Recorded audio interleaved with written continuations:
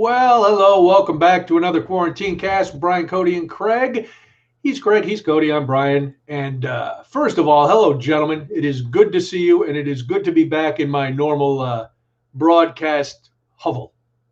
I don't see any gentlemen here. Are you using the right mic, Brian? You sound a little hollow. Hold on. Oh, boy. Just fixing it up. Just fixing it up top. Coming in hot with technical difficulties. Produce him as much as you can, Cody. Wait, Craig, your camera works. Yes, this is it does. That happened the other night. Yes, your camera's working. Your internet is working. Ooh, yeah. You sound sexy, Brian. This is all accurate. Get down. What was that? Is it working? Storm. Yeah, it's working. Okay. The storm's been terrible. What are you drinking, Cody? I saw you already had your beverage. Oh, just a Sam Adams winter lager. Oh, I like those. That's very nice. They're good. They're nice and smooth. They're kind of light. They're not too malty. How about you? I am going with a Spud from Exit Strategy Brewing. It's a turtle brown ale with cocoa nibs and milk sugar. It is delicious. And Craig, I don't see any 5-gallon drum behind you, but I'm sure you have just a glass. I have a regular glass. It has rum and Coke in it. I figured that it was a typical rum and Coke evening because I'm back to having regular things, internet things. I'm very happy. So once the internet and everything is regular, then your drinks go back to regular size? Apparently, that's how I cope. It's a tad disappointing, and yet I understand it. How was your show on the radio, Brian, by the way? You just got off, didn't you? I did. Just got off the radio after 2 hours of yammering with hot talk. Well, you guys know me. I had it was supposed to be an hour and a half show. And last night the producer went, yeah, we're till 8 tomorrow night. And I said, I don't think so. The boss told me we were here until 7:30. So I texted the boss from the toilet and I said, hey, can you confirm that the show is 2 hours or the show's over at 7:30? He goes, oh no, I'm sorry. I forgot to tell those guys that I needed Buck's tip off ready to go. So can you do an extra half hour? Yeah, of course I could do an extra half hour. So this is all the stuff that I have left because I prepped for a 2-hour show. I prepped for like a 24-hour show. Yeah. So it's good that tomorrow night half my prep is done. So that's good. This show was fine. I'm, my usual entertaining self. I enjoy talking to you guys more than I enjoy talking to myself. But I talked to the callers and stuff. So it was good. Thank you for asking. You're welcome.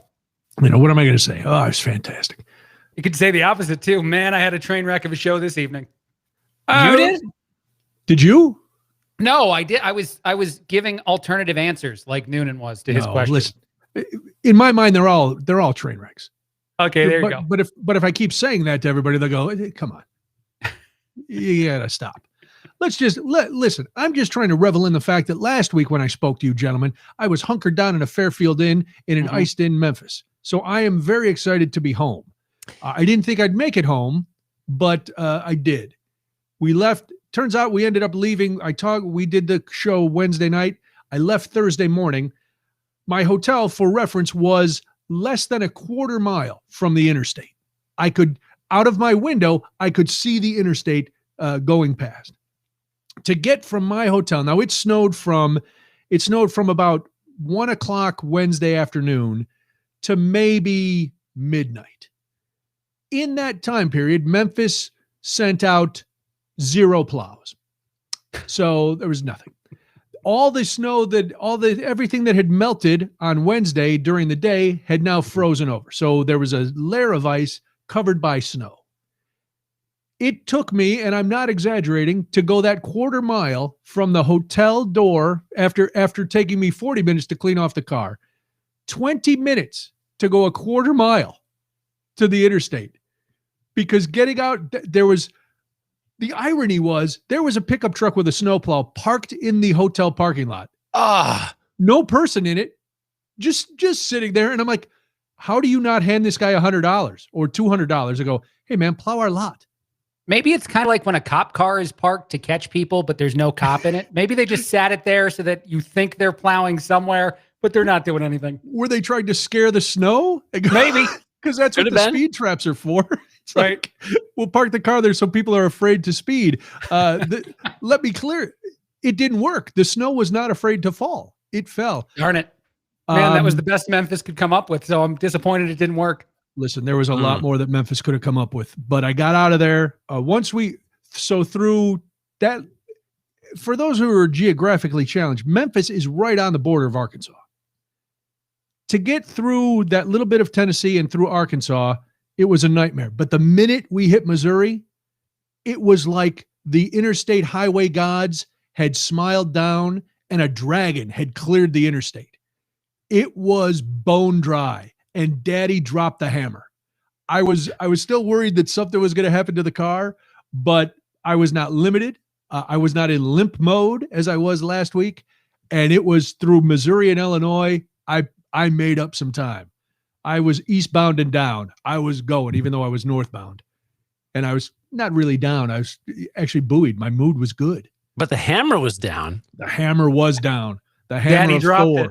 Daddy did drop the hammer. I don't think Daddy's supposed to drop the hammer when it's bone dry, but I feel very uncomfortable continuing to refer to Brian as Daddy. I just want to put that out there.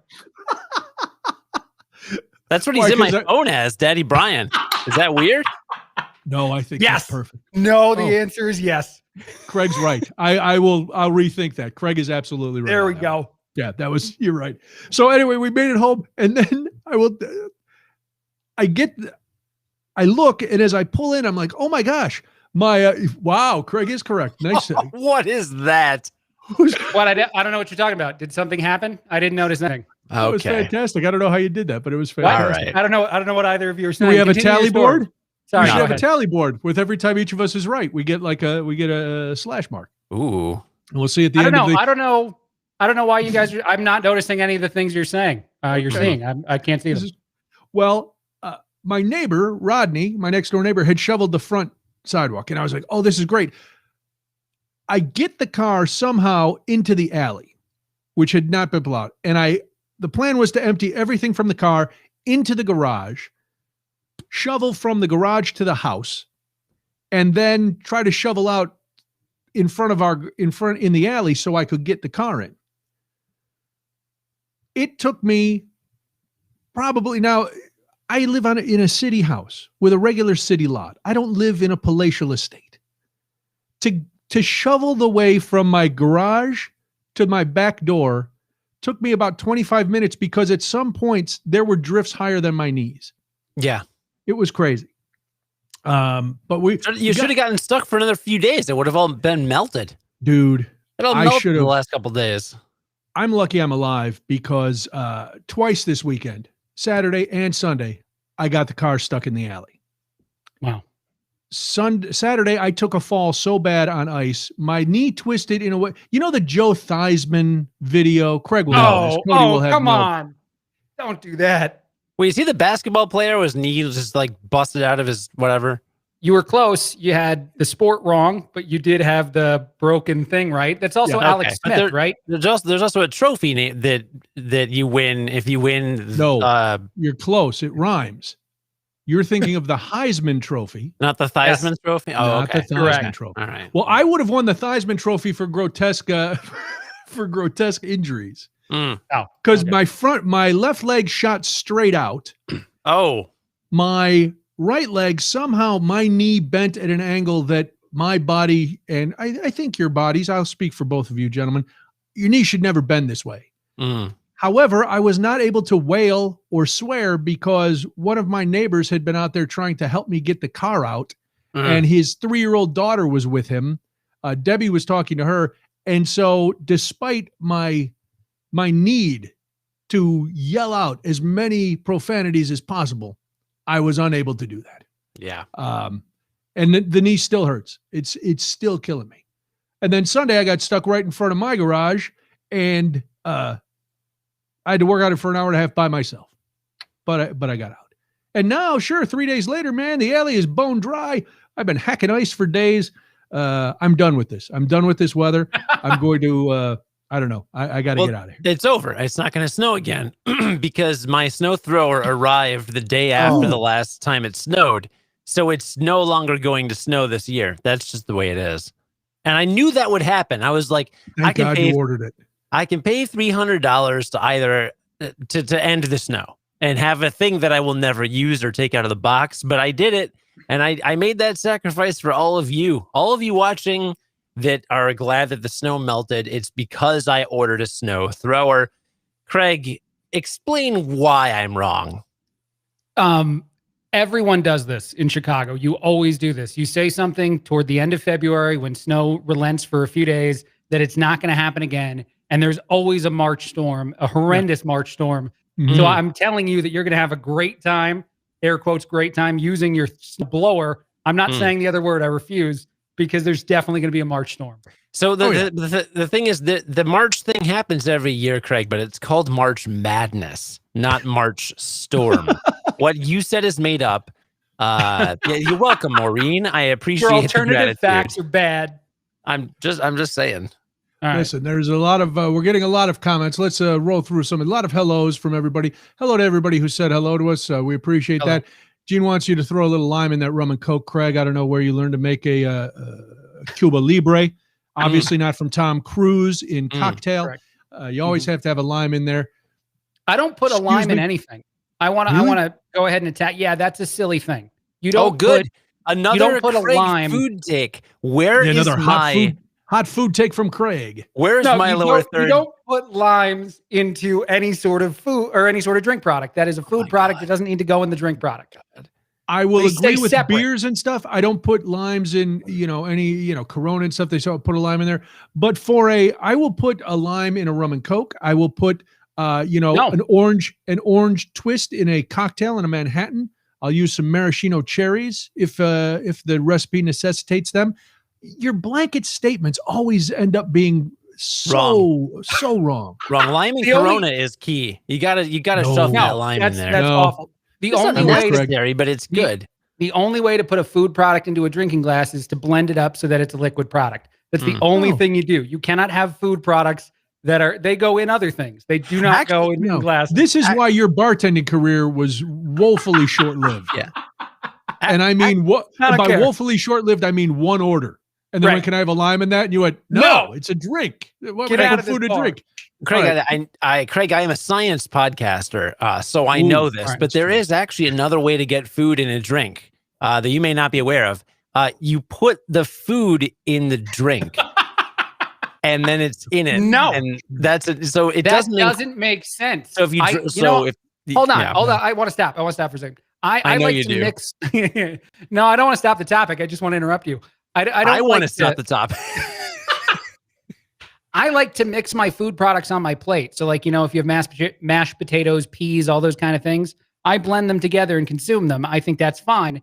I do not put food products into drink things. It just makes no sense to me. Food can go with any other food. Drinks can go with any other drinks. They cannot be combined together outside of, I guess, cereal. That might be the only exception to the rule. But I don't know what cereal is. Is that a food or is that a drink? It's a podcast. It's a podcast. It's a true crime podcast spelled differently, but I think Cody's right. Yeah, that's true. Yeah. Exactly. All right. What if you're having fish? Cindy says no lime and no seafood. So I don't eat fish. Oh, that's true. But what if they're my friend? Nothing. You won't put lemon on something. You won't squeeze a lemon on something. Hold on. You've changed the conversation entirely. If you squeeze a lemon onto a food product and then throw it away, you've just drink onto a food. No, food. Lemon juice is a liquid.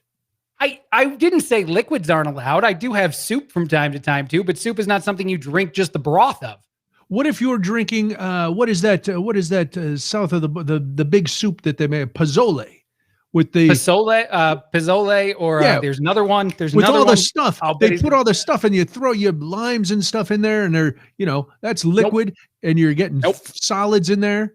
No, I didn't say you can't mix liquid and solid. I did not say that. I said you cannot mix food and drink products. There's a significant difference to me in those two sentences.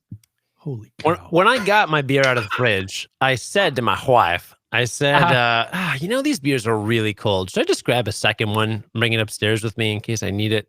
I didn't. I regret that decision. Now, Craig, do you waste food or do you eat the lemon, including the rind? Oh no, I don't do that. Why would that be attached to my thought? Why would that thought have anything to do with my thought? Because you're talking about lemons. Yeah, but I didn't say I eat like the skin of a lemon. That makes no sense. You should. Do you know Why? that the skin of the lemon is edible fully? Like, I'm not making this up. In high school, when I used to get lemon in my glasses of water and I would take out the ladies, just kidding, didn't talk to girls till college. When I go out somewhere, I would Can I take out correct you little- on that? You talked to them, they ignored you. That's true. So there were no conversations till college, but you did try to talk. Yeah, fun fact. So this is not the case with an orange. An orange peel is disgusting. A lemon rind, however, is fully edible. You can actually take a whole slice and just bite into it, and it doesn't taste bad. It's edible. It's whatever. You just eat the whole thing. No food wasted. Fun fact. That is a fun fact. Would you By do it fun, I live on mean- this show? Yeah. Let's go get one. Go get one and eat one whole right now. And then I will put a food product in my next drink. Okay, I'll do it next week. I don't think we have any actual lemons. We just have a bottle of lemon juice. Yeah, I don't have lemons. I have some clementines. Mm. I want to go through the produce that's available in my home. With apples and clementines. Wait, hold on. I want to know why you're volunteering these produce now, Brian. Are you saying you would eat a clementine whole? Would you just do that? No, you shouldn't do that. No. What am I, insane? Why not? Yeah, no, it's not the same thing because it's designed to poison the human mouth. You know why I wouldn't do that, just Craig? pause I wouldn't again. do No, that go because ahead. it's juice inside of a food, inside of a package. And that's Right. too many layers for you. That's It does. obviously too many things. I want to stop for a second, though. You just told us a second ago, Cody, that I should eat a lemon, the skin entirely, every Yes. piece. And then I suggested the same of a clementine. And Brian, did you ask if I was insane? Aren't those are connections that make sense? Because in Cody's explanation, he explicitly said orange rinds are not the same. He explicitly said that. You were so busy creating your hot takes that you did, and you're of the habit of ignoring Cody, which sometimes I don't blame you. It's But fair. this time he actually said orange rinds are completely different. I don't often he say said it. anything worth listening to. Very Okay. rarely. Well, Yeah. and I rarely jump to Cody's defense, but this time Yeah. he did actually lay it out. Okay. All right, I I just missed gotta it. know how you're doing these captions. I'm not going to tell you. I know you're not. I know. I can tell you later. We'll figure it No, out. Cody, I told you earlier. That's do you- very so sad. you both know. All right, that's fine. Yeah, I that's see. fine. Oh, All right, wow. who's This is- gonna- wow, this reminds me of another multi-person show I was on where I was kind of iced out. I get it. That's fine. It's only because I'll tell you this. I was so excited to have the setup pretty much done for this evening to be back to normal, back with you guys. But my camera was not functioning correctly. I've been connected to the QuarantineCast since 6:30. I've been doing this for 2 hours Oh my now. goodness. Because you can connect from the outside and then try to finagle with like your devices so they work correctly. I've been doing that for as long as you've been broadcasting on the air, Brian. Well, because it's funny. I was just getting off the air and I signed into Restream and I heard the ding like somebody else was there. And I quick went on. I saw Craig. I was like, hey, man, didn't you see our text? We're not starting till 8:15. Oh, I saw it. No, I've been here. Yeah, no, I have, for some reason, I have like an external camera. It's a Sony Handycam, and Restream hates it. It just does not like my camera. So I tricked Restream this evening to make this work, but it took me 2 hours and a half to figure that out. But you did it. And I Linda, gained catching up captions. on the podcast, just listen to the September 30th episode. That seems so long ago, doesn't it? Oh, Were we even here? You might not have been here, Cody. You could have been. no, I would have been on paternity leave. She liked when you and I, Craig, talked about my Sparta radio days. Yes, that was fun. That was crazy. All right. I've told one story of myself. Craig has given a hot take on food, which again, I've got to say, and Cody, you don't feel pressure to back me up on this, even though I think you will. I have found that 2-1, Craig, your food takes are right. How am I trying? I don't want to insult you. You work so hard to get everything together. So for me to say that they're misguided and insane seems a little harsh. So I won't say does. I'll just Okay, say good. they're misguided. How I was about going to say atrocious. that? Yeah, that's a good one too. Atrocious. Way wrong. Yeah. Horrible. Okay. You guys say what you want to say. That's fine. Cool. I think that maybe some out there may agree with me. I'm just assuming there's some others out there. You know what it is? There's no subtlety in your food takes. Does just there have come to in- be? We do the radio thing. I don't think that I'm the same person all the time. Like say at a restaurant, I wouldn't berate you if you had a lime in your drink. But here, this is the place for that, where my opinions are I'm not. completely my Listen, own. I'm not offended that you come at us. I feel pity, maybe. Yeah, I feel bad for you because it's so. I know you. You're just But Cindy says bizarre. Yeah, your takes are bizarre. To call a live wedge a food group. And that's a food product. That's a food product. You can't put it in a drink product. This is a true statement. So never a cherry, never a maraschino cherry. Oh, now I have to lie to make sure that I stay correct. Yeah. No, never. Never. No, I definitely like the cherry. I enjoy cherry on Sundays too. They're delicious. So yeah, cherries. Yeah. Okay. Craig, can you get your lower third caption there to just be a live ticker of after hours trading price on GameStop stock? Because that would really help me not have to check my phone at all. I was going to say, did you invest again, Cody? I saw today wait a minute, it's going up again. Yeah, because what's that guy's name? The one guy, I don't think we can say all of his name here, but he reinvested. He like doubled his stake, correct? Mm-hmm. Yeah. He's not the driver of it, though. Wait, he's really not. Somebody's name? Yeah, we can say his real name.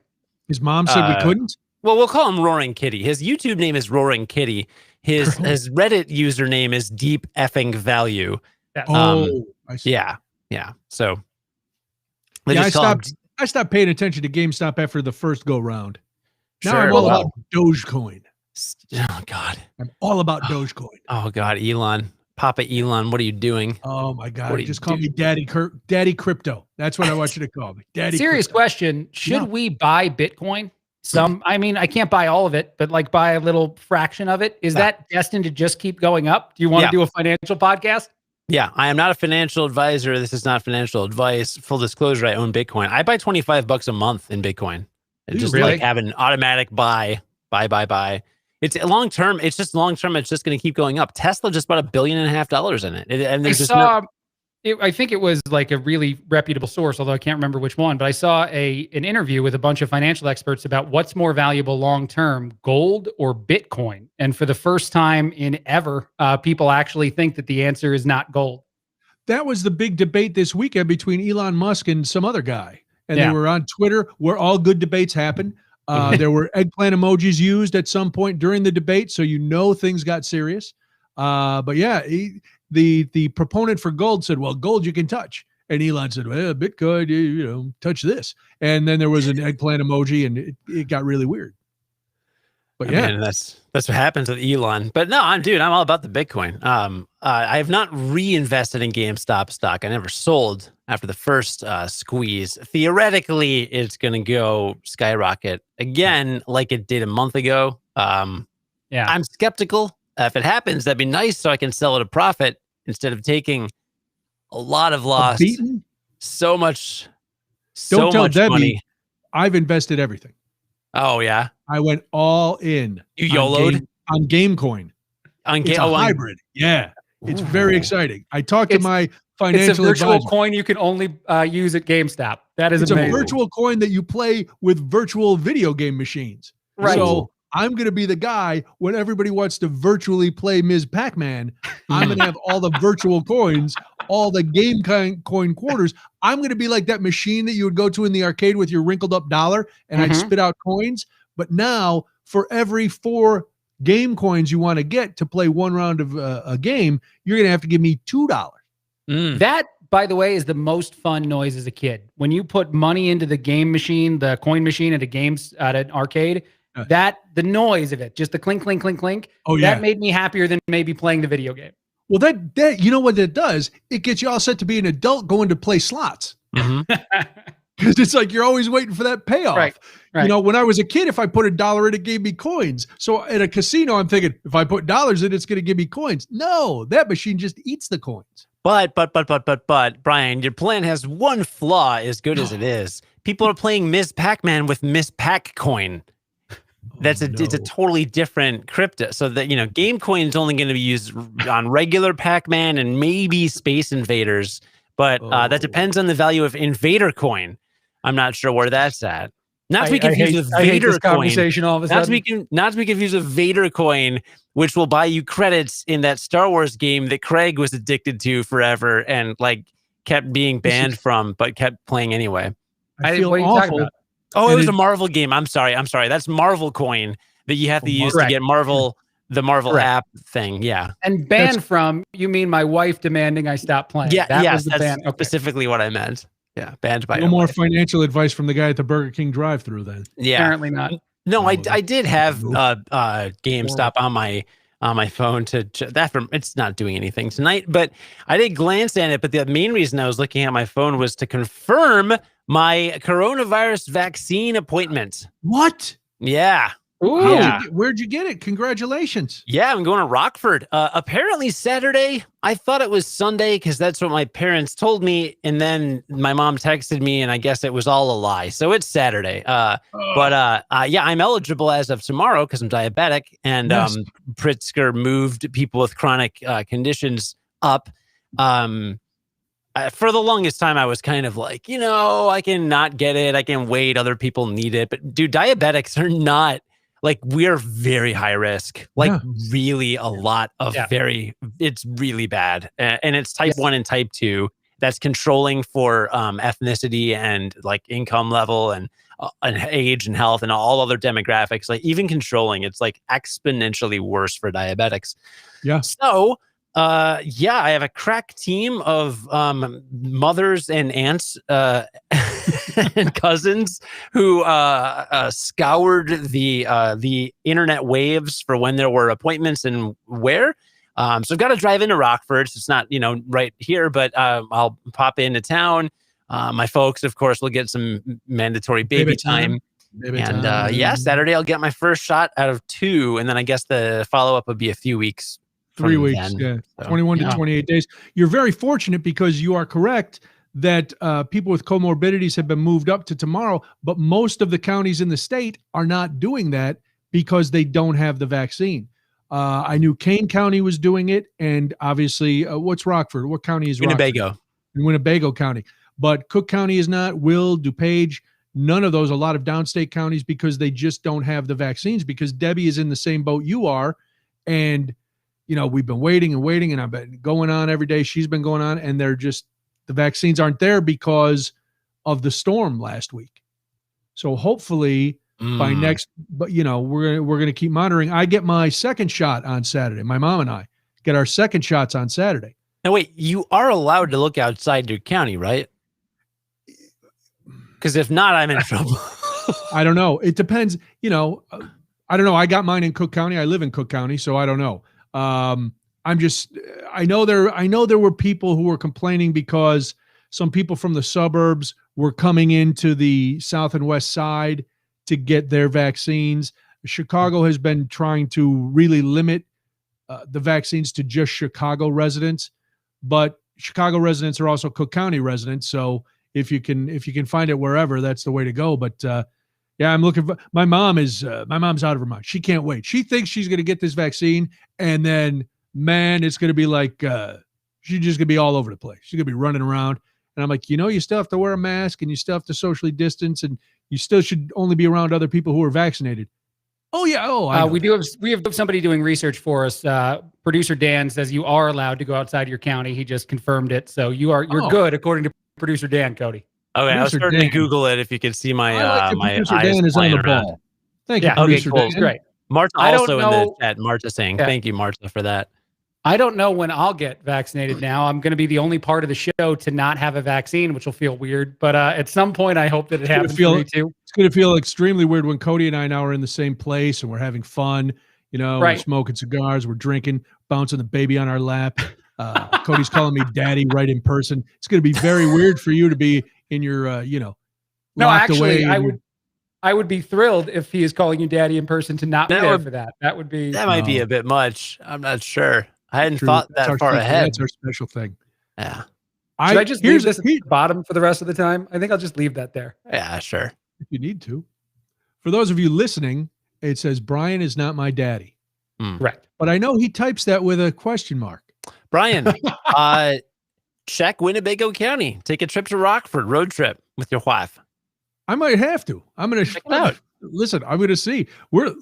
Once I'm vaccinated, Cody, I'm going to be on the road. It's going to be crazy time. What road? Any road, the open road. Some ice-covered slick. Listen, it doesn't matter to me. I'm road I have to tripping, respond baby. to something in the chat now. Mike is just that? said May is his guest for normies. Is that what I am? Do you call You're a normie. someone? Okay. Well, you're under a certain age. Uh-huh. You don't have. You're not in a. You're not a frontline worker. You don't have a comorbidity. I do not.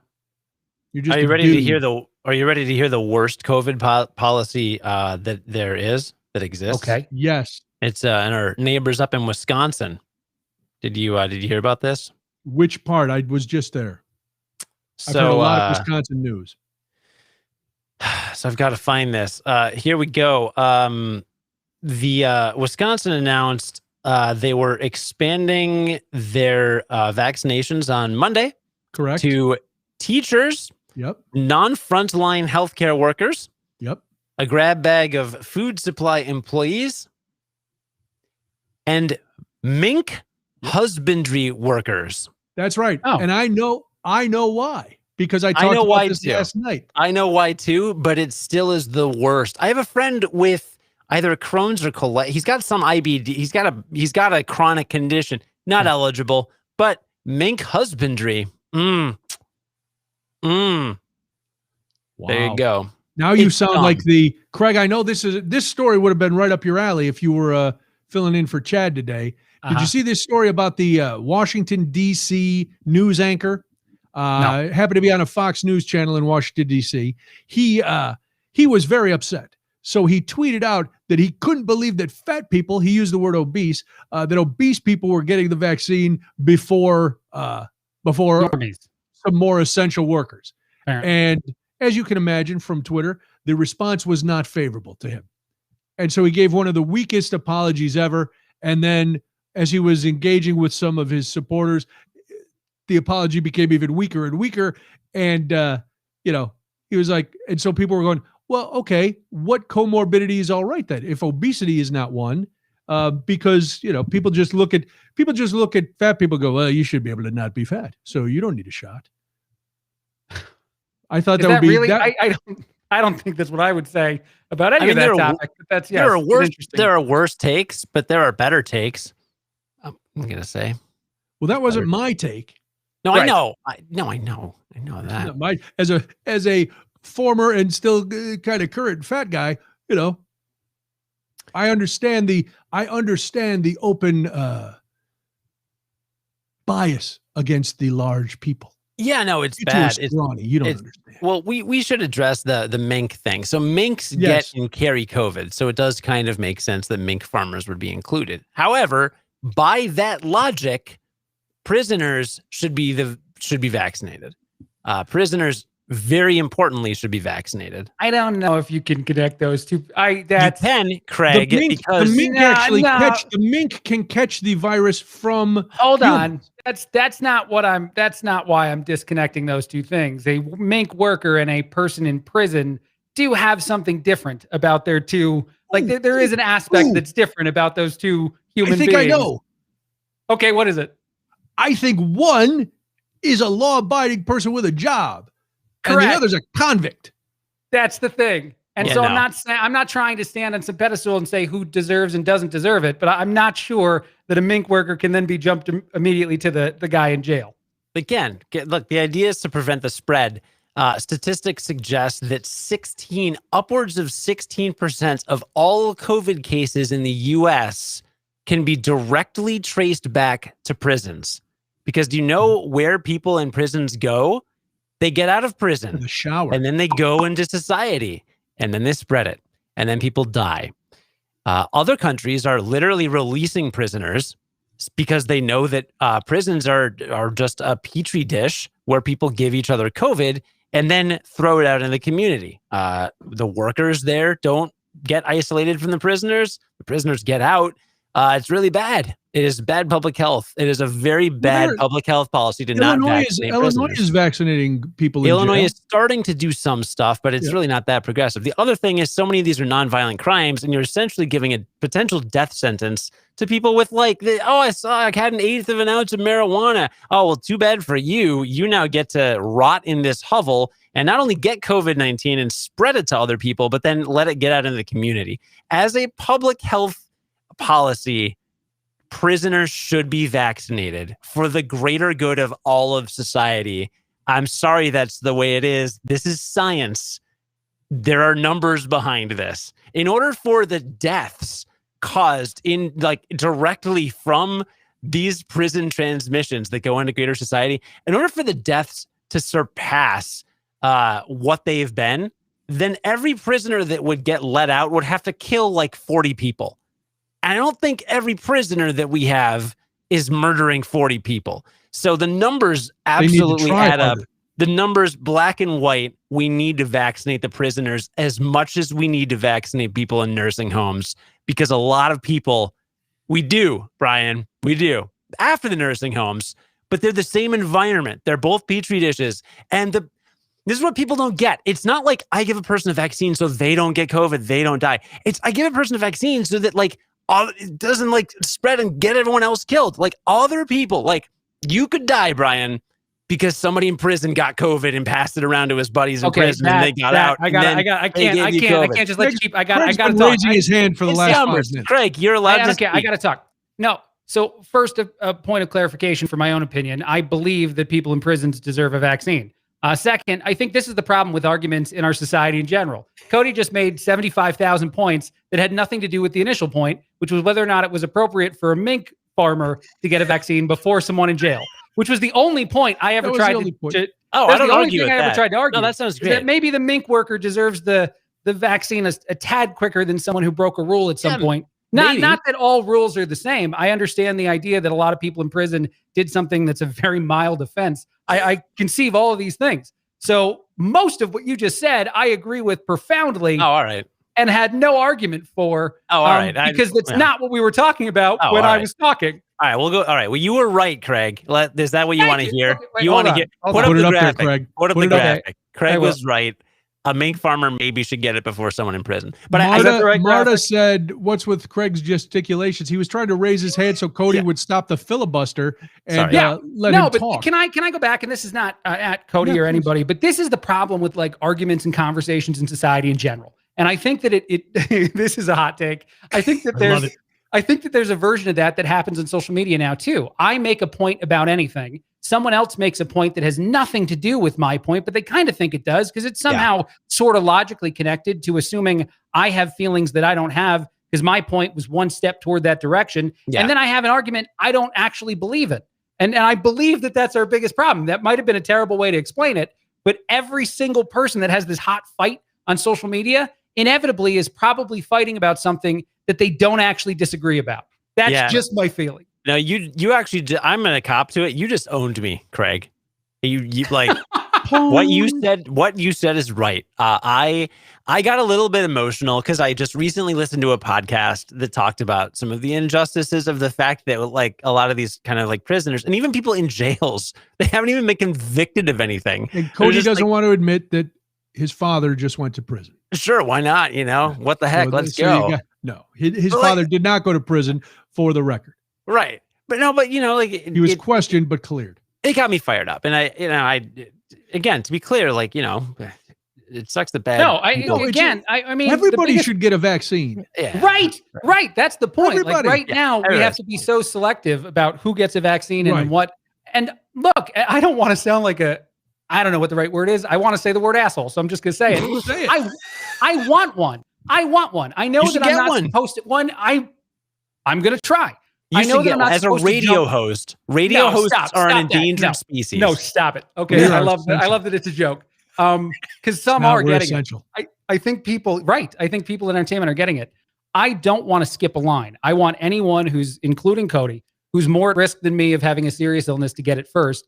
I desperately freaking want one. Yeah. Every time someone says they got one, I get super jealous as a human being, and I can't help it. You're like, I'm going to get one tomorrow. Well, screw you, man. I want one of those. There was just, I read a piece by somebody, a columnist, who said that they were suffering from vaccine jealousy and their friends were suffering even though they're happy for their friends because their friends are not vaccinated or their family members. There is that thing that's like, well, man, we all got to get these because if we don't all have them, things are never going to go back. So of course you'd be you wouldn't be human. You'd be a guy who thinks you can't put lime in a drink if you wanted to, if you weren't jealous about not getting a vaccine. Right. You know? I don't know who that guy would be. Do you think, all right, I'm going to list some occupations, Craig. Okay. You tell me if you think that these occupations. This is fraught for me to be in trouble. Yeah, this is fraught online. with peril for Craig. I know. I can't wait. This seems awful. This is like, Craig, who should we kill first? These That's people right. or these people? Cody, My answer is the no three one. of us are in a boat. You can only save one of us, Craig. Yeah. Who are Me. you saving? Yeah. Me. Craig, here we Saving go. yourself. All right. No, you can only save Cody or me. You are Okay. safe. You can only All save right. one of us. This is how that would go, and I will give you I will give you a serious answer, Brian. I will answer this question. We're both going to I will ask both of you what you'd give me. I'd be like, I can save one of you. What do I get? Because I have mafia family. I'm from the East Coast, and I have Italian all throughout my family. So I'd ask for stuff, and then whoever gives me the most things, I'd save that guy. All right, Craig. Bad answer. No, Brandon, I've seen The Sopranos. somebody had I could to lie. die. I could tell you. I'd tell you the world, and I then get know up there. your rules. You By know the what way, I do? anyone- I'd tell you what you wanted to hear. I'd get on that boat. I'd snap your neck, and I'd pull Cody out of the water. Yeah. No, Brian's a silver-tongued fox. And so No, by he the way, would- real quick, anyone And that has your a daddy. hot take on the fact that I would murder a person now because that's what they heard from my answer, I was playing by your rules. You said someone had to die. Yeah. So I wanted to get something. No, I'm actually trying to take you. I'm actually trying to take you down. That should Craig, be the new name of this podcast. Someone has to die. At the end of every show, we just vote on I who has love to it. die. I would get killed most shows. We I pull would out be the phone Kenny of this books thing. and just point. Bob No. Jones of Seaver, Massachusetts, has to die. Oh man. All right. I Good know. for I'm him. Craig. I'm trying to take you down a notch because you've been so right. Everything you've said the last 20 minutes, it made me feel like an idiot. I'm So sorry Captain because I says- don't think so. The listeners seem to agree with you. Maureen said No, my you're point may being- have been unclear. No, you're being extremely articulate and reasonable, and I did go off the rails there. So, all right. So you get to tell me each occupation. Do they deserve to get the vaccine before a mink farmer? Okay. Number one, It's mink Bartenders- husbandry worker. Let me clarify. mink husbandry worker. Mink I'm sorry. husbandry worker. All right. Number one, bartenders that only make Diet Coke, rum and Diet Cokes with lime slices in them in bars that are open. And people are not So- social distancing. I was thrilled that my internet worked great today and that I was going to do the whole show. I was thrilled. I spent hours getting the technical aspects, and I think that maybe my internet has been breaking. So for anyone that I'm No, it has I'm not. sorry. No. Okay, good. No, it's you It been seems wish. to perfect. on my side. Oh, we've heard Um, every word that came out of your mouth. In all of the things that I was doing today to make sure that this show was great, I had no expectation that I would be asked who should die or live before a mink farmer, and I plead the fifth. Okay. I'm going to take the fizz-if in this All right. situation, Cody, All right. if I can. All right. Job number two, douche canoe. Fifth? No, you won't. douche You canoes won't. go way after mink animal husbandry. Thank you, Brian. I don't even know what that means, but Mike said it in the chat, and I almost spat out my beer when I read it. Yeah, no, they go late. It's very funny. It was very funny. Okay, and Craig, the third and final one. I don't know. You can just check what my answer will be. I believe the fifth. The The fifth. fifth. I fifth. plead the fifth. I think it's funny, Craig, that you would kill either Cody or myself, but you won't make a judgment on bartenders who use fruit and drinks. So in one scenario, it's never going to happen and it was for jokes. In the other one, we are in the middle of a pandemic. I would very much not like to weigh in on any of the pandemic. Well, here's the thing. things. You don't know. I rented a 3-man canoe for us. I thought it'd be a Hey, wait nice minute, bonding though. moment Now, for the hold show. on.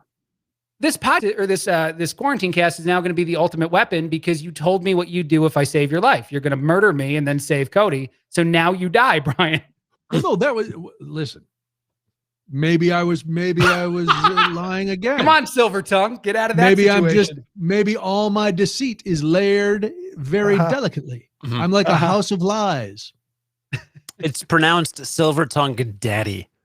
Yeah, Craig. Patty. Craig, you will only address him as. You should have a lower third that says, "I am the silver-tongued daddy." No, his next one is to say, "I was wrong. Brian is my silver-tongued daddy." No, Mhm. no. Mm. I don't think I've ever referred to any other guy I'm never going to do that. That's never going to happen. You haven't I don't lived, think since Greg. I don't think since I was 3, because I always call my dad. I got in trouble with that with my mother, actually, though, calling her mommy in public in high school. I don't know why I thought it was funny. There was an age where I thought I was a hipster to do it, like 16. And my mother worked.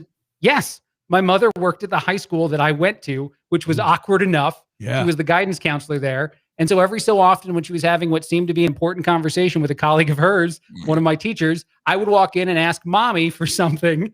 And she would yell at me quite a bit after that. I thought it was funny. She thought it was tremendously embarrassing and dumb. What did you call her on a regular basis? Mom or mother. Mom? Or, yeah, I Mother? never, I sometimes. Right before she hit you with the wire hangers? Mother, no. Mother, please. By the way, I want to go back to something. There was something in the chat a while ago. Oh my goodness. Where was it? No, I know. We're going to do a deep call back here. I want to find it. I just ordered a beer on an app. Okay. I literally Craig, just pulled up an app and I was like, can I get a beer? You should. And yeah, I'm going to get one. Sally asked me if my mother used to make me eat stuff because, I have so many food things that I guess are peculiar to you guys. I saw that comment. Yes. She asked, was I ever forced to eat things I want to eat? The answer is yes. And the day that it was the worst was when I had to eat SpaghettiOs that I was sure as a 5-year-old were definitely not good anymore. They definitely had expired. And my mother made the argument that SpaghettiOs can't do that. I think they could, maybe. I vomited them up is the end of that story, Sally. And then she gave up on forcing me to eat things. You vomited them up because you were being a high drama kid. You can't force yourself as a 5-year-old to throw up. Yes, you can get all worked up. No. Yes. I don't My think son so. is 5 months old and he definitely, I think, makes himself throw up because he can't quite suck his thumb consistently. He just sticks his whole hand in his mouth. And I think there's time because he's got a big hands. I think there's times when his fingers touch the back of his throat. Oh my God. He triggers his gag reflex. He can fit almost his whole fist in there. At first you're like, oh, you're a baby. You're going to put your whole fist in there? Slugger. And then he kind of does. And you're like, you can fit your whole fist in your mouth. This is weird. That's weird. I hope you grow soon. Yeah, he's funny. Craig, I have a SpaghettiOs story. Great transition. Yes. Good. Yeah, I do too. So you Stop. I want a round robin of SpaghettiOs. Can you change the subtitle? We need the What subtitle. do you want it to say? SpaghettiO stories on the Quarantine Cast. SpaghettiOs cast. I don't know, several months back, I really, and I got to start with Eggos. I really wanted Eggos. We were just you got to understand, for breakfast, all I ever have is Greek yogurt or maybe some eggs. I don't have a lot of carbs. We didn't buy bread ever. My wife and I didn't buy bread literally until last year for the whole time we dated. I just didn't buy bread. We didn't have toast or anything. I want to also say that Eggos are one of the best of the O's products and SpaghettiOs are one of the worst. The hierarchy of O's products, you have Cheerios. No, he's right. Oh. Craig's right. Craig's right. I actually agree with you. Okay. So anyway, I was on a whim. I was like, you know what? I just want an Eggo. So we got some Eggos. And now we buy Eggos all the time. In addition to the home style waffles, they now have these thick and fluffy Eggos, and they are tremendous. Have you had these, Craig? No, I didn't even know this was a thing. How many mornings do you and your lovely wife recreate the Lego My Eggo thing? Is it in every morning? It's not. We never have. Picture you two being just adorable. Just adorbs. We need to. Yeah. But so the Eggos, the thick and fluffy are so good. There's 6 to a package. They're really thick and they're fluffy, hence thick and fluffy. They're so good. Anyway, fast forward. It's a couple months ago. I got curious and I was like, what other children's food could be good? I'm going to splurge and get some Pop-Tarts. They don't hold up. They really didn't hold up. They were fine. Which one? Oh, hold on. The strawberry frosted's the only one. That one does not hold up. I agree with you. Brown sugar, I think, does. I think if you go the road of brown sugar, that out. Brian, it wasn't bad, but it just wasn't. It wasn't the glorious, amazing thing it was when I was younger. I'm sorry, it just wasn't. It wasn't. Like I said, I didn't hate it, but would I buy it again? Also, there's 700 grams of carbs. I had so much insulin.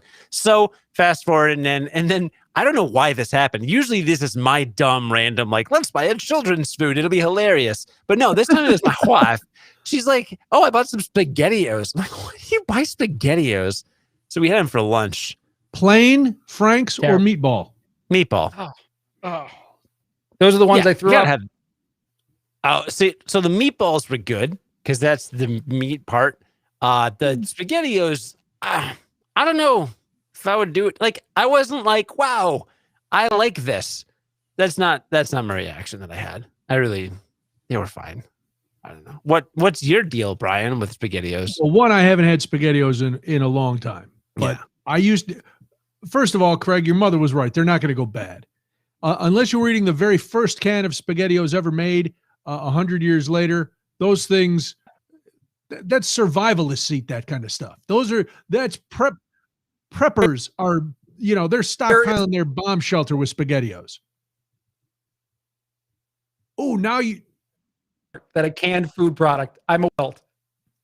No. 12-year-old Craig didn't have that right. Unless the can is all swelled up from botulism, right? It may have been. I told Craig about this when I was talking about my time in Sparta. I loved SpaghettiOs with meatballs, and I would have them for lunch a number of times a week, or dinner a couple times a week, because one, they were inexpensive. Two, they were easy, and I would eat them. I ate them when I was in college. I ate them when I was first out of college. I ate them a little bit after I met Debbie. I think I was still eating SpaghettiOs, but not exclusively. But I got no problem. I'm a man of the people, unlike you two media elites. Mm-hmm. I will enjoy a SpaghettiO. Now, I will say, I used to eat Pop-Tarts like they were a vaccine back in the day. I would eat strawberry frosted Pop-Tarts. Right. Like I'd buy them at Costco. That's how many Pop-Tarts I would eat. Wow, that's what's million wrong with the brown sugar? I just was never a fan. In the hierarchy of Pop-Tarts, the brown sugar cinnamon came after strawberry frosted, cherry frosted. No. Then for a while they were doing a chocolate chip cookie dough. And that was unbelievable. Cookie dough. Hold on, cherry strawberry frosted, by the way. Those two items basically the same. Frosted is too tart. It hits too hard. It's not. Oh. Maybe for your elitist palate, Craig. I'll actually agree with the elitist palate, Craig, here. Yes. Strawberry and cherry, like I growing up, I loved strawberry frosted. Cherry frosted, I never got into. I don't know. Maybe that was only if I could not find the strawberry frosted. Blueberry bad. Blueberry was not good. No, Nobody liked blueberry. Not good. I used to, when I was a little kid, I liked the chocolate one, but then I realized didn't really care for it. But I would buy, when you bought them at Costco, they were the giant box. There were like 4 or 5 regular boxes in there. Now, I had not had a Pop-Tart in years and years. And last week at the Fairfield Inn, part of the grab and go breakfast, they had Pop-Tarts. Now, we were leaving and I thought I grabbed a cup of coffee and some strawberry frosted Pop-Tarts. Yes. And I had to eat them cold, which was not I didn't really dig that, but man, they were tasty. Maybe it was better cold. Hold on. Sally says now they're making mini ones. Mini Pop-Tarts? Have you? Yeah. No, I'd have to eat 7 of them. Isn't there even a Pop-Tart cereal? There is. No. But you don't make a mini All right, a Pop-Tart because it pops out of the toaster, right? Correct. So like you can't make a mini name. You can't make a mini Pop-Tart. Or we're all 3 of us are Googling mini Pop-Tart. They have them. Hey Siri. They're Pop-Tart bites. What the hell is a mini Pop-Tart? You robot from the future who's going to take my job? I don't think these are meant to be toasted. She just said sorry about that. Siri sucks. Jewel has them on sale for $3.99. The Jewel? Yeah, the Jewel's got them for $3.99. They're pouches. They're little pouches. You get 5 pouches in a box for $3.99. Right. Let's go to the Jewel right now. JewelOsco.com. Craig, they do have brown sugar cinnamon. I'm ordering it on JewelOsco.com right now for instant delivery. They have frosted chocolatey fudge. A bicyclist will be here in 15 minutes. That's terrific. I made that up. That'd be really cool. That would be great. Craig, can you bike it over? Yes. Yeah. Craig's audio is breaking up a little bit. Yes, it is a little. It hadn't before. Yeah, it was good the whole time. I mean, the connection, not Craig. Burn. Oh, he left. He'll be back. Mm. Nick G says, I always preferred the non-frosted strawberry pie. Oh, Nick, you gotta have the frosting on there. Kind of you know, as an adult, he may be onto something. I bet now Maybe. I would like it more. You know what I have that has replaced Pop-Tarts? Kellogg's makes these pastry crisps. They're basically Pop-Tarts, but they're 2 for 100 calories. So they're little, but they taste exactly like Pop-Tarts. Yes, I've So had those. I eat those because, you know, they're 100 calories. They give me the sweetness that I want. I've had the blueberry. I've had the strawberry. And Craig will be happy to hear this. Welcome back. I've had the brown sugar cinnamon pastry crisps, and they're pretty good. I enjoy them. Okay. As a kid, I didn't, but now as an adult, I do. But the strawberry frosted Pop-Tarts that I had last week. Now, granted, I thought I was going to fly off the road and die. So this could have been my last meal, which made them taste even more delicious. Mm. If I could have used the strawberry frosted Pop-Tart to wipe the bowl of my meatball SpaghettiOs, I probably would have. I could have died happy. That's horrific. Mm. That's really horrific. That's horrific. It is. Yeah, it is actually horrific. With hotel coffee washing it all down. Oh God. Coffee's not that great. Is that another hot take? Because it came from a bean? Because it was a bean and you don't like beans? You're not a legume guy? It's not good. Craig, do you need the Undertaker to pay us a visit? Do you need the Undertaker to pay you a visit on the Quarantine Cast? I don't think so. You missed it, Brian. Brian, when you were gone, the Undertaker had to step in and visit the Quarantine Cast. Yeah. Coffee doesn't taste good. Like by itself, I don't have a hotter take than that. I just don't think that it tastes good. Black coffee is not a delicious product. So that says something that you have to put other things into it to make it good. No? Interesting. Now that take is interesting. All right. I got one. I got Brian on one. I have Cody on one too. I know a lot of people who drink black coffee. I am not one of them. I want to run through my successes. I got Brian with black coffee, and Cody, what was it that we agreed on? Pop-Tarts. Oh, the Pop-Tarts. Thank God. Okay, good. Yeah. I think we all agreed on Pop-Tarts, didn't we? Craig, did you the hierarchy problem. Craig, did you love beer the first time you drank it? I still don't love beer. Like it's still not something that you drink the first sip of and you're like, man, that is as delicious as, say, a lemonade. Wow. It's not necessarily, but what beer does to you over time, amazing. Right. And that is the same thing as coffee. So I think your point is taken, that it doesn't necessarily taste good on its own, but it does make you feel good. And by good, I mean awake. I will drink it black though, because that's just how I roll. Oh, that was not the joke I thought you were going for. No, you thought I was going to say I like my coffee like I like my women, but my punchline would have been with a spoon in them. I heard that in college, and I don't know what it means, but I've repeated it because it just seems really stupid. It just seems so stupid that I should repeat it, like because that's the kind of thing I would do, right? Because I don't specify where repeat something that you don't understand. That makes perfect sense. No, I bet the Undertaker is I heard something in college, so I still say it now. That's my favorite thing. Yeah. That's why I still say, yeah, I'm 21. There you go. Nobody believes me, just like they didn't believe me then. Yeah. That's why I still say, why no, officer, I'm not out past curfew. Like, that's high school. That was high school. Is that what you said? Yeah. I saw something yesterday I have not seen in a long time. You too? Where do you get your acid? Wow. I make my own in the bathtub. Whoa, all right. All right. Right. And I make it in the bathtub because it's right across from the toilet where I make my plum wine, like when I was in the joint. This sounds like a great new show coming to the AMC. Sure. It's one of those reality shows. How many drugs can you cook in a bathroom? I would win that show. Ooh, name that narcotic. You don't know how many drugs I cook in the bath. What does that even mean? I don't know. I am not aware.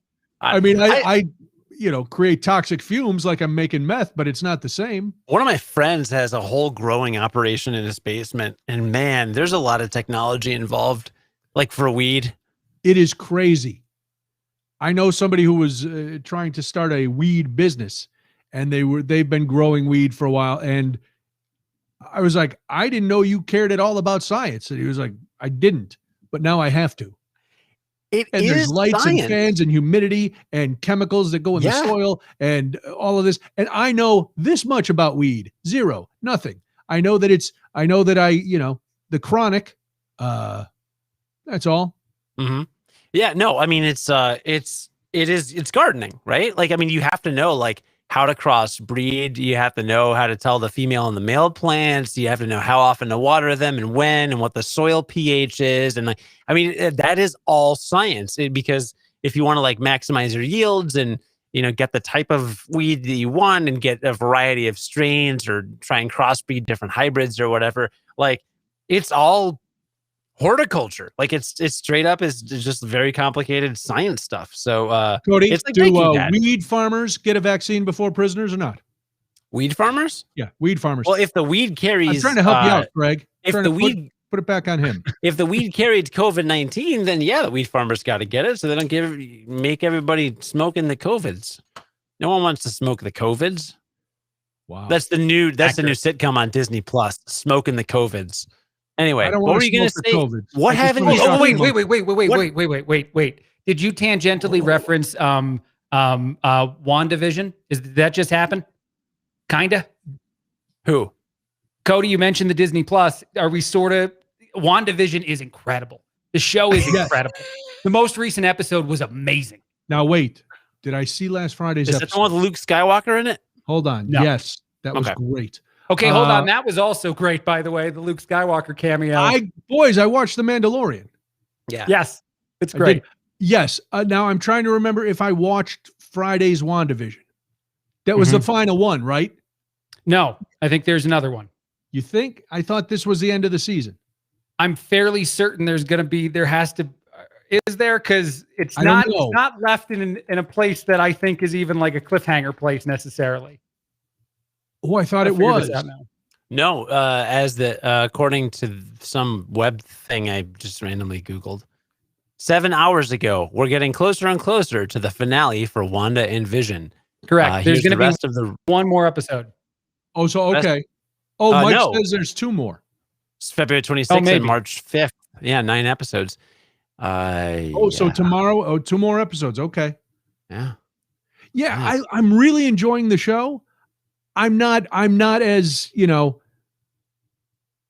I'm like this much of a geek, but there's something which I'm not embarrassed by, because I have Captain America stuff all over my office.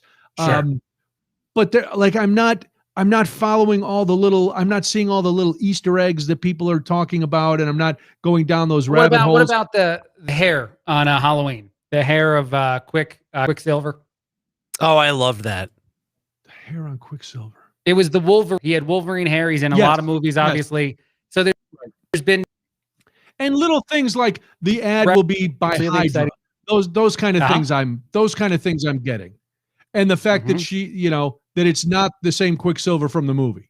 There's a lot of little things that I can figure out if you've seen the most recent episode with just one question. I did. Go ahead. Okay. Do you know who Agatha Harkness is? Yes. No, well, I know she's I know she's in the episode. I know that was the whole big thing at the end. I don't know who she is in the pantheon of the Marvel Cinematic Universe. When it comes, you froze. She's the Red Skull. She's the Red Skull. She is? Nope. Don't ruin it for me. She can't be the Red Skull. No, that would be awesome. Let's see. Craig has frozen like nobody's business. Hold on. You're back. There we go. No, you're not. No, he's not. I was gonna grab a piece of paper and write on it really big. I was gonna write "Nerd Alert" in all caps. I thought that would have been really funny. But I Never didn't been get home. around to it because I couldn't find a blank sheet of paper I could use. That's all right. Do you watch? You don't watch that, do you? I don't do the Disney Plus. I do Discovery Plus, where you I can find understand. Mythbusters and more. I'll be honest. I've about reached critical mass with all these streaming services. Mm-hmm. There's a point where let me see if he's back. Are you back? Dude, we got Am I back? HGTV and Food Network. You can't beat that. We have Chip and Joanna. We have the Property Brothers. We I have don't Guy understand. Fieri. I almost Guy recorded a Fieri podcast with or Chip and Iron Joanna. Man. Really? What did you do? Yeah, I almost didn't actually do it. Almost recorded a podcast with Chip and Joanna. They were in town in Chicago, and then I had a connection with my company and someone else. We're going to come in and do an episode. I think they have a show, but they were going to do it in my studio, and then it didn't happen. Man, I almost recorded a podcast with Mick Jagger. Really? But then I just thought about it and I realized there was no way he was going to record anything with me. So I didn't. Wow. I almost recorded a was an podcast odd with my butt. You're right. Wow. Yeah, that's true. Okay. Brian, what did you see that you haven't seen in a while? What do you mean? Your story. Well, wait, let's finish phone this. Let's booth. finish this WandaVision, then we'll get back to my my thing yesterday. All So right. Craig, you before you froze, you said, I can tell if you watched the last episode by, do you know who Anna Harkness is? Agatha Harkness. Yeah.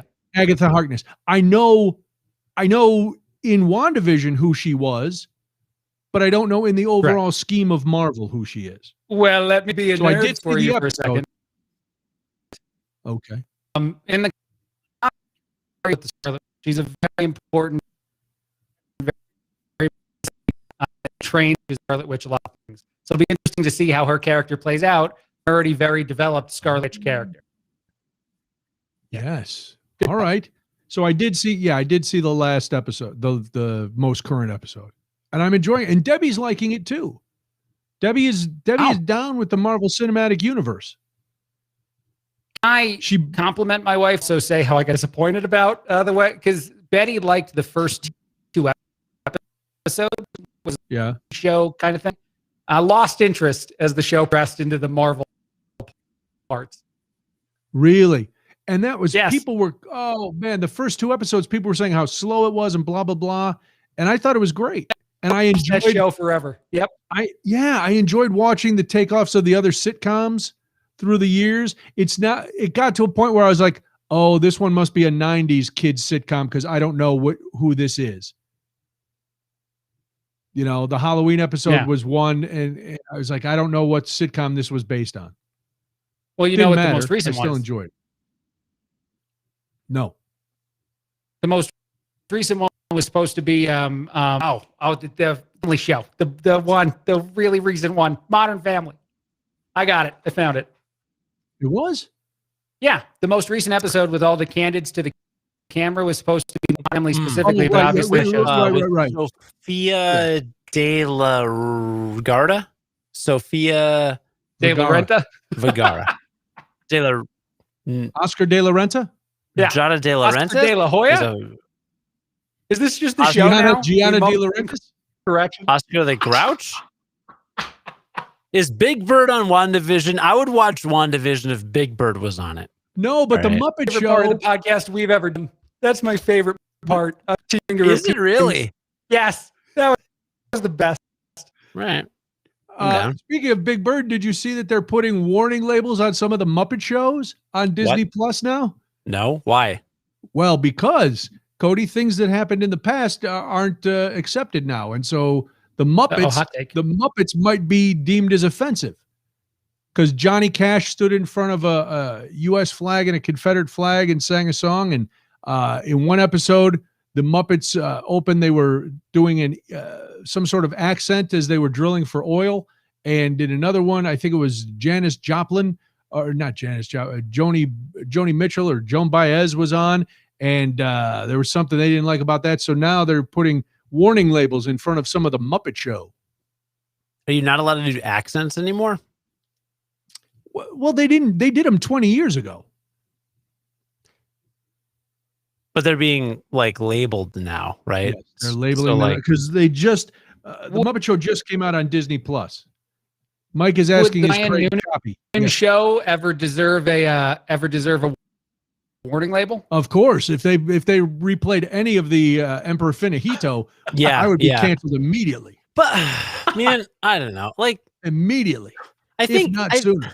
There's two reasons you do accents. One is to imitate a person, and the other is to make fun of an accent. And I think if you're not doing the second one, it should be fine. I don't know. That's my hot take. There's also intent. Are you doing? And listen, I'm not tone deaf. I understand in this day and age, there are groups are hurt by certain portrayals and accents, and I get that. And just because I'm not in that group and I don't understand it doesn't mean it's not valid. It's hard to judge things from 20 years ago under the current lens. Yeah. And that's where things get a little touchy. I'm not debating that, should somebody dress up in a sombrero and a poncho and for Halloween and do a crazy accent? No, because now we know that this is offensive. Is it sad that we didn't know that a long time ago? Sure. But we didn't know it a long time ago. Wait, what is can I stop? Can what? Can I get really philosophical for a second? Please do it. Okay.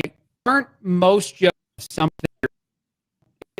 specific? Like individual, but aren't at the expense of somebody? And so if we search this thing, would we eventually hold jokes? No. Yes, that's the goal, is to get rid of all comedy. Yeah, no. Correct. No, because it's about status. Because the I don't know if Craig doesn't know this or not. Are we punching down, Cody? The whole debate in comedy. Well, I think the generally accepted kind of like thesis in comedy right now, even among comedians, is you just punch up. Like you make fun of people in power. You don't make fun of people that aren't in power. So like, I don't know. I think the most marquee comedians right now don't abide by that rule. I think Dave Chappelle follows that rule. He doesn't, because he's awesome. But he also catches hell for that. Like people freaked out. No, people lost their minds. Yes, I when know. He made the trans jokes in his last couple stand-up specials, and some people were like, "I hate Dave Chappelle. I'll never watch him again." I'm aware on social media people got upset with a lot of the things he had, not even about one specific community. He made a ton of money and a lot of success. Like I don't think that No. I didn't say they weren't successful, but I think that in general, and like Bill Burr makes fun of, like he makes dumb jokes about women and like my wife too. Like he does some old school stuff. I'm not saying every comedian is being I'm not saying you are. I wasn't supposed to be an argument. Reaction robot. Sorry, Craig, I think everybody in your building has turned on their internet. Yeah, everything you said was garbled, so that's why I started talking, because I couldn't understand you. But I'm sure that whatever you said was really smart. As a guy who made his living doing comedy for a long time. That's you. Here's the thing. I think you can joke about anything. The problem has become, that's why Dave Chappelle can do that. That's why Bill Burr can do that. That's why any great comedian can do this. David Tell, a lot of guys. The problem is you've got people who see those guys and don't understand what it took for them to build that joke. And they say things on the internet and then they go, well, it was just a joke. No, you were being a jerk.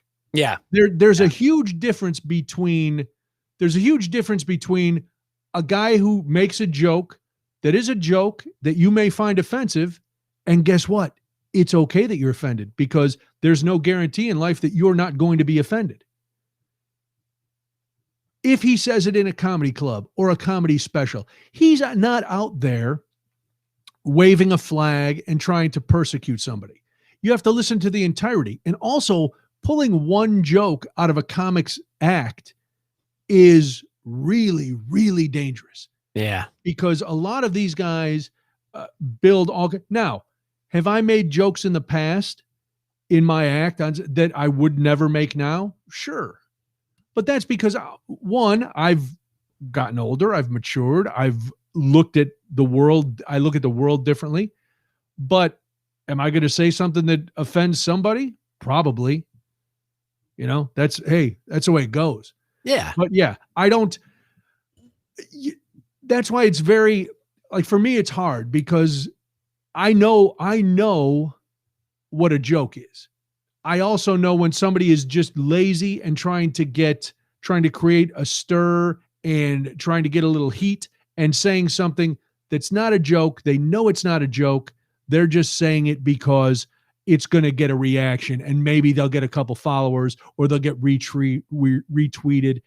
So it's a whole different thing. That's why Craig is going to come back and Let's say, welcome back. Craig's going to come back and he's going to say, I was joking about not putting limes in Diet Coke and rum. It was a joke that I said. I don't know how much the internet will function, so maybe I should just drop. Thank both of you guys. I came back to say goodbye. No. Conjunction junction, what's your function? Craig, you're going to sit here and you're going to listen to Brian tell us what he saw that he hasn't seen in a long time. Okay. Wow. That seems odd. So to wrap up the joke thing, Craig, did you want to put a bow on that? Sure. Go ahead. Well, no, I don't know where our conversation. I lost. Well, here was what I said when you were gone. That it's what bothers me is it's very difficult because guys like Chappelle or Dave Attell or any great comedian, Bill Burr, they're going to say things that are offensive, and that's fine because none of us have a right not to be offended. The problem is there's a lot of people on the internet who look at these guys and go, well, they're getting away with it without having any idea what it took to craft that joke, what the context of that joke is, and they try to say something and then they say something that's offensive in order to just generate some heat or get a little notice. And then they go, well, it was just a joke. What, you can't take a joke? No, you weren't joking. You were being an ass. There are a lot of people who make a living working on jokes, and you can't put yourself in that category. I just said was true. All right. Okay. Where's my Craig? I don't know. Craig? There seemed to be a long delay. I will say this a bunch of times what you just said is true. There's a bunch of times where people were just making a joke and then they have something they never intended to be and was. Correct. I think that we can't do hard and fast one rule. No. Do things so ill when they enter whatever the thing that they're doing. So I just think it's too hard.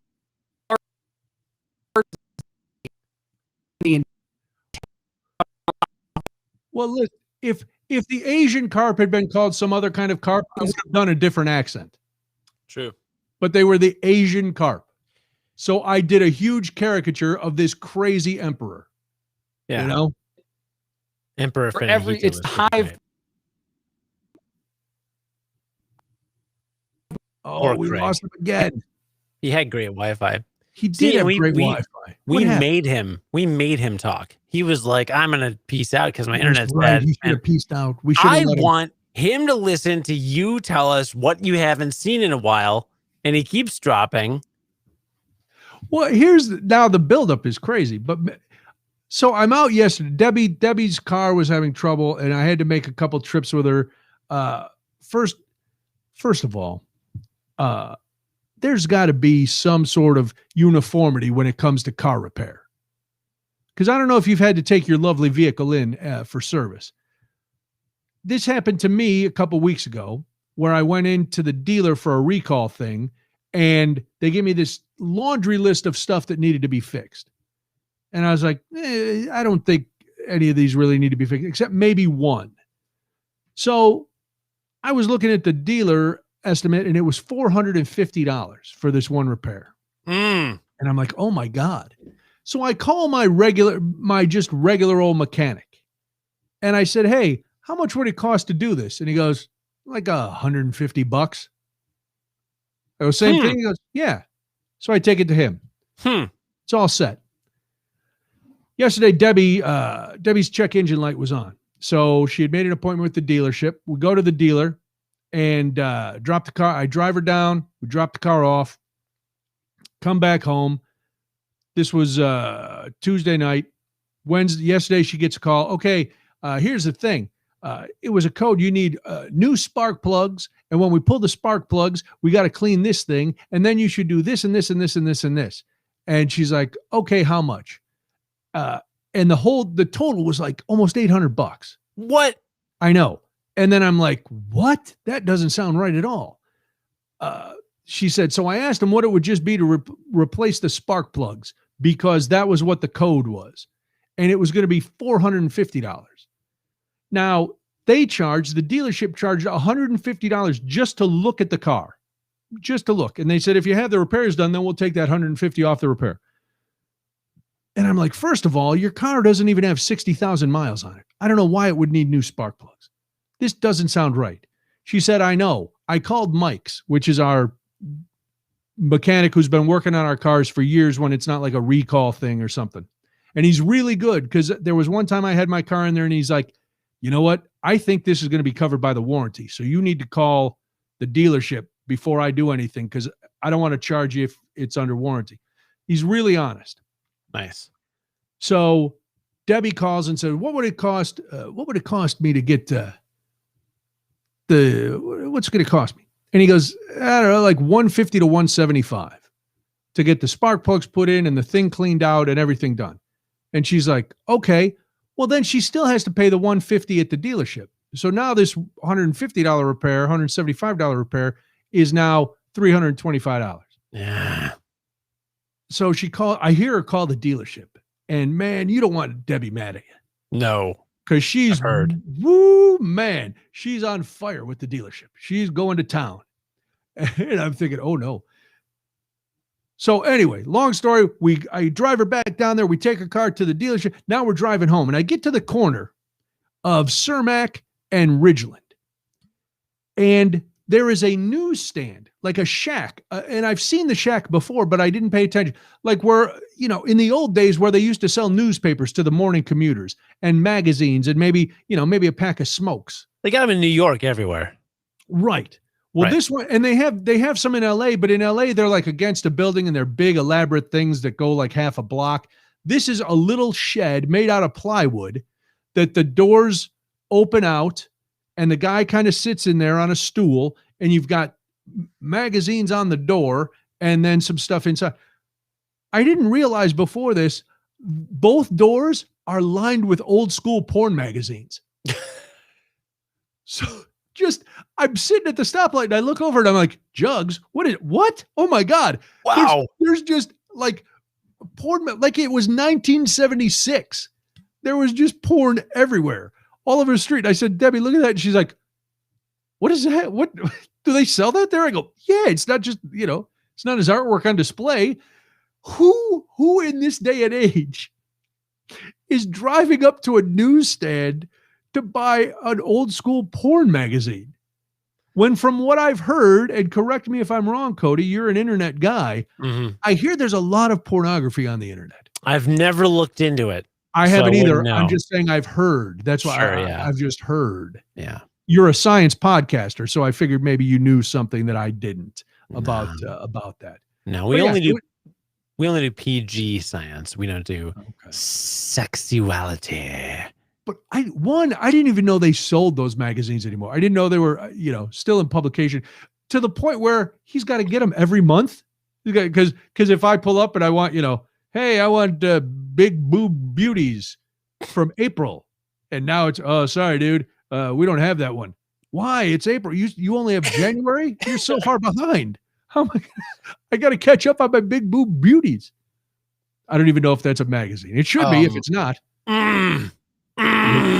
You uncomfortable with this conversation? I went to some giant porn store in Vegas. What? Just cause everything's in Vegas, right? No, next. So the last couple times I was there, I went to there's a dispensary right off the strip. And I'm going get edibles or whatever. It's fine. It's legal there. It's a dispensary. That's the whole point. Sure. Actually, for the Consumer Electronics Show, this dispensary would give you like a 20% discount. There's a huge, massive discount just if you went to this trade show. Okay.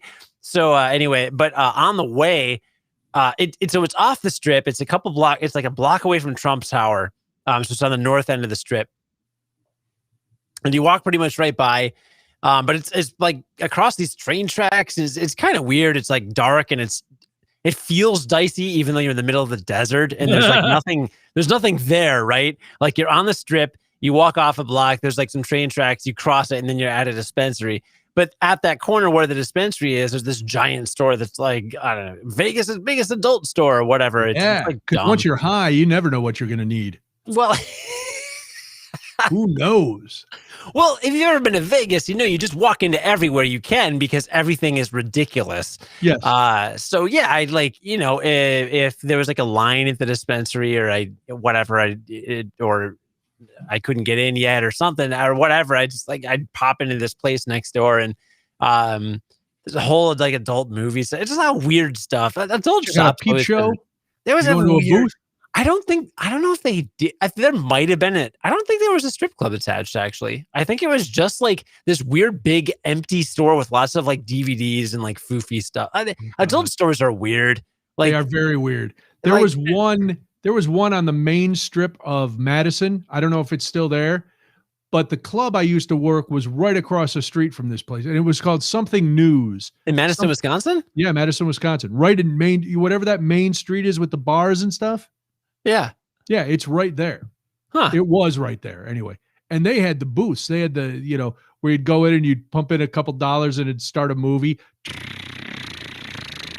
And, who knows what, well, I think we all know what guys did. Yeah. But yeah, it was creepy.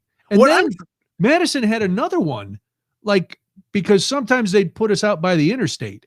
And so as you're driving up on the main highway, there was a giant adult bookstore on the corner. I never went into that one. I did walk into the little one across the street from the club once just to go, I got to see what's in this place. It's crazy. Well, when we lived in Lincoln Park, right up at the corner by the Diversey Brown line, right at Diversey and Sheffield, there was a little strip mall area thing. I just got booted off my, this computer is my work laptop's on a VPN. It just booted me off. So my connection might hiccup in a second. All right. That's all I'm saying. But I will return. So if I disappear for like 10 seconds, don't worry about it. If not, we could start wrapping things up too. No. Literally, this just happens like twice a day. I'm in the middle of something, and then it's like, oh, re-authenticate, and then it'll like hiccup. But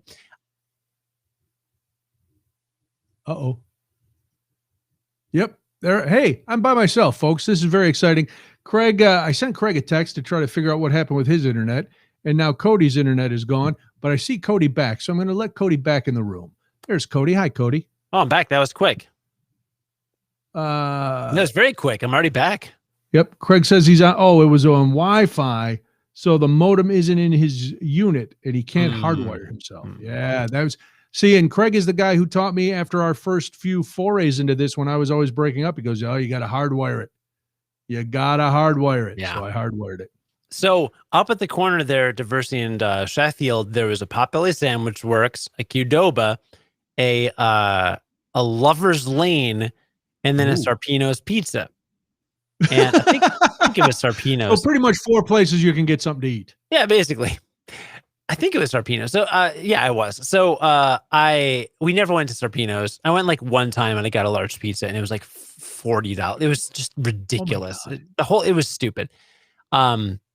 Out here in the burbs, driving down, there's definitely another Lover's Lane next to a Sarpino's. So I'm just trying to connected. Are they like you would expect something like a Taco Bell Pizza Hut or like a KFC Taco Bell, mixture? Lover's Lane Sarpino's Pizza, like, is it the same owner? I don't know. Very weird. Well, they both deal in pepperoni. So, oh my God. No. Why? Trying to figure that out. That's good. Thank you. Thank you. That's yeah. No. So you haven't got. That's not where you got your wife's birthday present. Her birthday was yesterday. You didn't go to Lover's Lane for a little something. No, I didn't. The wife. I worked all day, so she had the day off, which was nice. So she just kind of hung out with the baby. So she had a great day. I ordered. Yeah, we didn't really do anything special. But I did order some really good Italian food from a place nearby and had that delivered. And I went out and got a bottle of wine earlier. Nothing, we're not like highfalutin. I literally got it from CVS, like, because we used to buy like Italian food. No, the wine. We used to buy wine at 7-Eleven. Like they got some good brands. Like this 19 Crimes. 19 Crimes is good. The Menage a Trois we like. Everybody likes that. Menage is really good. Yeah. Yeah, Menage. But I ended up getting the Federalist, I think. I've had Federalist. It's really good. I good. like it a lot. Yeah. It's a good Cabernet. It's like $16. Like what the heck? Listen, I'm not a wine snob. We just got over the last 2 days 2 cases of wine delivered because we go on Living Social and they'll have these where you can get like 16, 15, 18 bottles of wine for, whatever. It comes out to like $3 or $4 a bottle. Where they get you is the delivery. But then we have wine in the house all the time. And I also, when Molly was home, I had to go to Trader Joe's. I got a couple bottles of the Charles Shaw, the $3 Chuck. Ooh. I don't, I know if I taste something and I don't like it, I can tell, but I'm not, I can't smell the bouquet and all that kind of stuff. So I just taste it. And if I like it, I'm like, oh, this is good. And we've had really good luck with these splash boxes, these splash wines, because they're all different kinds. And man, some of them are so good. And it's like, these were $3. But I forget when I had I think I had Federalist because when they used to have events at Debbie's office, she was in charge of the events. And if the bottles of wine were open, she'd just bring them home because it was either bring them home or pour them out. Nice. So it was yes. She'd come home sometimes with a box and they'd have like 4 open bottles of wine and, some leftover filet. Like, hey. That is awesome. Look at us. We're fancy. That is awesome. I, on the day itself yesterday, like I said, I had to work a lot and work day and stuff. So not a lot on the day, but this last weekend, we actually went to an antique mall. Really? Nearby. Antique malls are apparently really fun. I didn't really know that they existed until my parents were like, a few weeks ago, my mom was like, oh, we went to like 4 antique malls. We walked around for like 9 miles or whatever. Oh my God. A good workout. So I was like, okay. So we went to an antique mall. We've like kind of finished decorating a lot of our house with it. We found some cool stuff. Cool. I found a clamp, like a vise to put in the garage. Oh, nice. Like a heavy iron, like made in like 1910 that you just like, drill that into your table and you've got a clamp, right? Nice. Yeah, it was like $70, but the thing weighs 30 pounds. Oh yeah. Like legit. So and I remember my dad always had one growing up. So I wanted a clamp, so I've got that. That was pretty cool. Anyway, and actually Saturday we participated in the Juicy Brews Craft Beer Festival. How was it? It was really good. So they're actually doing another one. So I gotta look it up. It was Hop Butcher is the name of the no, it can't be Hop Butcher. That's not it. It's Hop Along Cassidy. Hold on. Hip Hop Hooray. Festivals by Hop Culture. Sorry, Hop Culture. Okay. So actually, if you're looking for something to do and you like beer, this is a cool event. So Hop Culture is like I think it's like a magazine basically or something, but they cover beers, and they had the Juicy Brews digital beer festival last Saturday, and it was like $180 ish, 175 maybe, but they sent you 18 beers. It's average about $10 a beer. Higher end, but okay. But they're craft beers. They're like hard to find. They're rare. They have unique flavors. We got like an Apple Jacks beer. Oh, God. There was like a breakfast beer. We got a couple cinnamon French toast beers. We got like 6 different coffee beers. And not just stouts. They're like coffee porter, coffee lager, coffee stout. Okay. Got like a marshmallow French toast beer. And a lot of sours. Like a strawberry. I don't like sours at all. My wife loves them though. Debbie loves them too. Yeah, it was perfect for her birthday then. So I ordered this and I was like, what the heck? So they had all day events. They had like there was a morning pour because it also came with a bag of coffee beans. Nice. They partnered with some roaster on the East Coast and they talked through like how they roast it and stuff. You could go to like a nitro beer like talk. And then there was a tasting and they interviewed some of the guys from the craft breweries. Like there were like 4 craft brewers that they interviewed and talked to about the tasting, so you could kind of taste along with them. But we didn't participate in most of it. We really only did near the end. We tasted the couple that they had the brewers there for. Okay. And then we actually hopped on a Zoom with some friends and we just drank a couple other beers together and just hung out for a bit. Nice. Yeah, but it was a cool, like what was really cool is like, okay, so if you've watched the Quarantine Cast for a while, you know that Brian and I like some pretty strong beers and beers with strong flavors. Right. Like you have a sip of Bourbon County, you're like blasted, right? So a lot of these craft beers, like you look at the label, you're like, chocolate brewed with cinnamon and whatever. And you're like, okay, these are all going to be like strong and crazy and over the top. But what was interesting about these, and we had 7 of the beers. Okay. So we had a really good Saturday. We had 7 of the beers. None had a like overpowering flavor. A lot were like lighter. The flavors was more subtle. Nice. So it was, they did a really good job of curating these beers that had unique profiles, but you didn't have a sip and you're like, it's so strong that you're gonna necessarily hate it. Right. It was hard to hate any of the beers because none of them were like so over the top. And the reason I wanted to talk about it on this show particularly is Hop Culture is doing another craft beer festival in April. Oh. It is the 420 Digital Craft Beer Festival. Right on. And it is, I got the website right now. You can go to looking at it. Yeah, I'm looking at it too. Hopculture.com. Hopculture.com. Yeah. So it is the Juicy Brews 420 Digital Craft Beer Festival. It's 10 dank craft beers, no cotton mouth here. It says that. And a custom stashed glass. And a portion of the proceeds go to a project fighting for the criminal justice and reimagined drug policy, which is really cool. So another like day of live streaming. And the cool thing is they can ship you the beers. So the beers pulled up right at our doorstep. It said, throw them in the fridge. We just stuck them in the garage because it was freezing for 2 weeks. And none of the beers contain THC because that's not legal. But we have plenty of other rad beers to kick back with on the couch. And they give you a list of the beers ahead of time so you can actually see. Because the reason, like my wife's picky about beer. So I wouldn't have done this thing last Saturday if I didn't know. I looked at the list and I'm like, oh, half of them are sour. She'll like these. So, so you can look at all the beers ahead of time. I'm actually going to pull that up. But yeah, go to hopculture.com. If you've got, $100 you want to shell out or whatever it is and get some beers shipped to you and just maybe make a day of it. It was really fun. We had a really good time. It was very nice. I am really looking forward to Beer Fest again. I'm looking forward to sitting in a beer garden or us going to a beer festival or just sitting in the garages once. Now that you're on your way to being vaccinated and I'm going to be vaccinated, by the time we're ready to drink our birthday Bourbon County stouts, we'll be well immunized. I hope so. Very exciting. Very exciting. Yeah. All right, listen. I'm going to say let's wrap it up. 1, because it's time. 2, because I have to go to the bathroom. 3, because I have to go to the bathroom.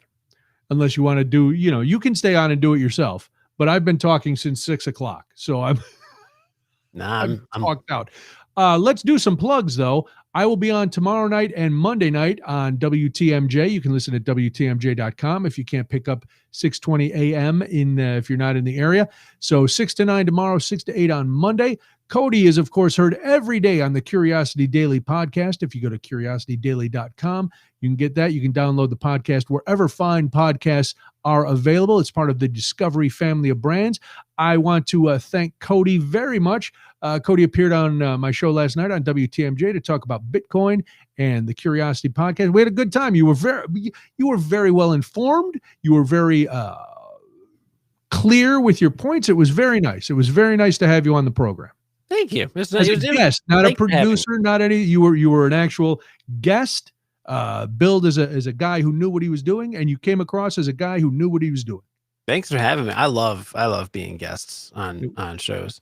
Yeah, it was fun. We'll definitely do it again. Anything you want to add before we get out of here? That's about it. Check out Curiosity Daily, curiositydaily.com, and then you can find it. It's on Spotify and all the other stuff, like Brian said. But it's going well. It's been going well. I'm very excited. We have some. Yeah, and go listen to the one with the epidemiologist about the variants of the COVID-19. Yeah. virus. Yeah. Last it came out 2 days ago. Oh my goodness. Yeah. Just 2 days ago, Dr. Syra Madad, leading epidemiologist in New York, told us about the variants. So go listen to that one. And thank you to Craig. Hopefully, he was so close. Everything was going so good. It had to be that everybody else in his building must have just got on the internet. Yeah, he 'Cause texted at the us. beginning, everything was fantastic. Yeah. So thanks to Craig. We will talk to Craig again next week. We will be back next week, same time, same station. Don't forget, tell people that the podcast is uploaded tomorrow, and it's on all the podcast channels, so you can get QuarantineCast. And that's that. So have a great week, everybody. Cody, I need to talk to you because just because I do. Tell your wife happy birthday. Tell your son hello. And thanks for watching. Thanks for commenting. Thanks for supporting. And we'll talk to you again very, very soon. Yeah, dude, good times. Cheers. Good night.